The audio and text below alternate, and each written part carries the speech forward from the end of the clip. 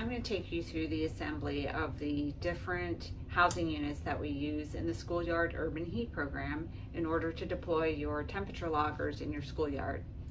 Your temperature loggers are Hobo pendants that will fit in either of these modules. The materials you can obtain from a box store, hardware store, but we provided the first set to you to get you started.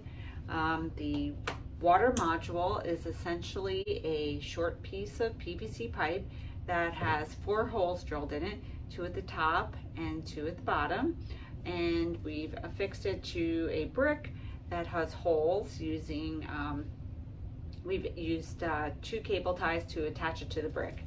You will also need some additional cable ties for your logger to go inside the PVC housing, and then you need some type of lanyard to secure it in the river.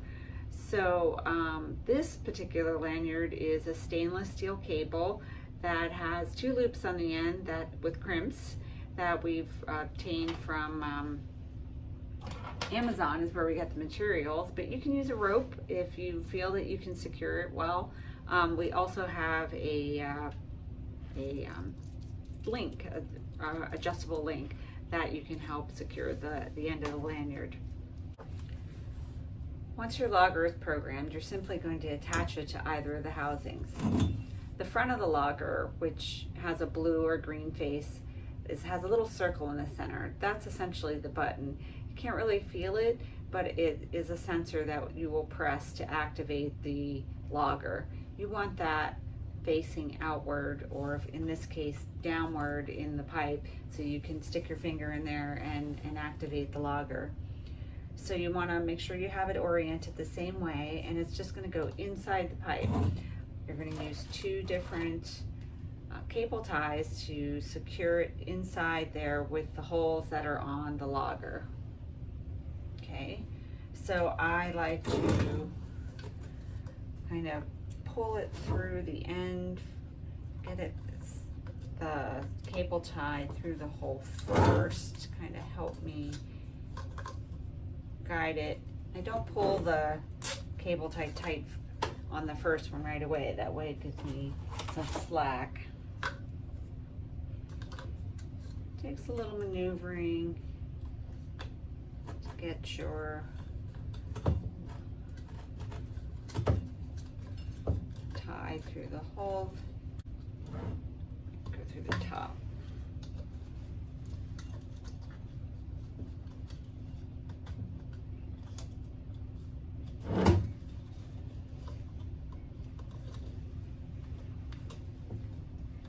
Make sure that that blue face is facing downward before you tighten it up.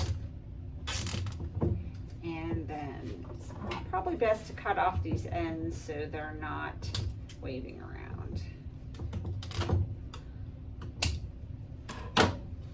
Double check. Yep. So now you want to attach your lanyard. And I like to use the lanyard to help secure the pipe once again to the brick in case those cable ties fail.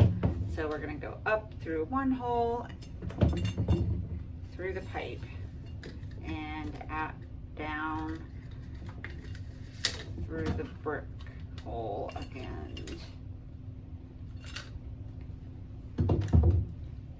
And then we can just thread the other end of the cable through to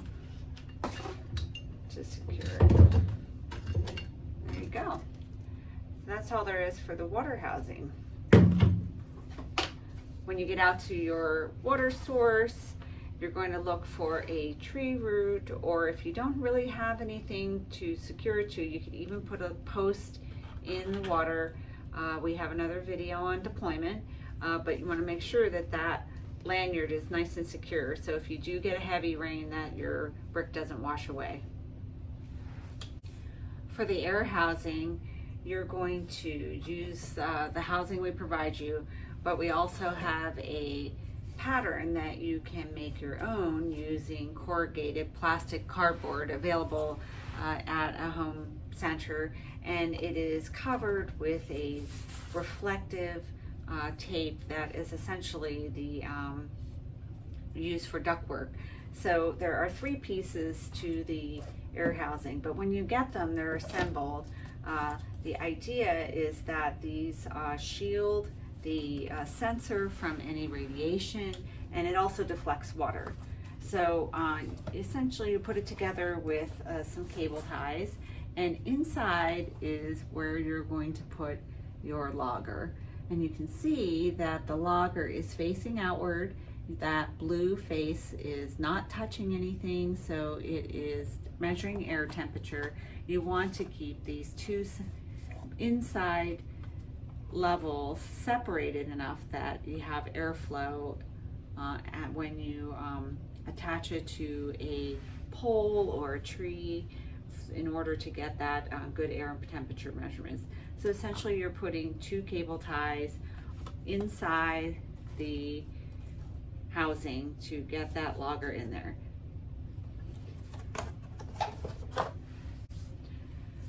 Now that you have your loggers installed into your housings, you're ready to deploy them out in your schoolyard. These housings can be reused over and over again.